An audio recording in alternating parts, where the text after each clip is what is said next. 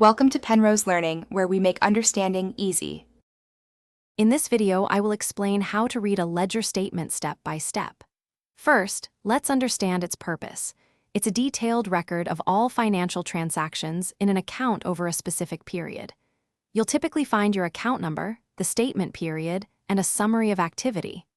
Locate the opening balance, which is your starting point, and the closing balance, representing your financial position at the end of the period. Next, focus on the transaction details. Each entry will show a date, a description of the activity, and the amount. Pay close attention to whether an amount is a debit or a credit. Debits typically decrease your balance, while credits increase it, depending on the account type.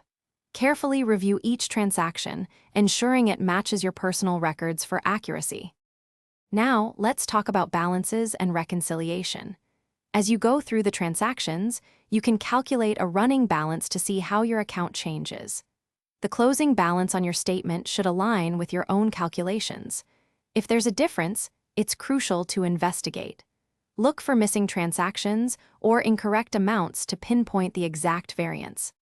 Finally, here are some tips for maintaining accuracy. Common errors include transposed numbers, duplicate entries, or entirely missing transactions. If you find any unexplained variances, don't hesitate to contact your financial institution for clarification. Keeping your personal records meticulously organized, perhaps in a simple spreadsheet, will make the reconciliation process much smoother and faster.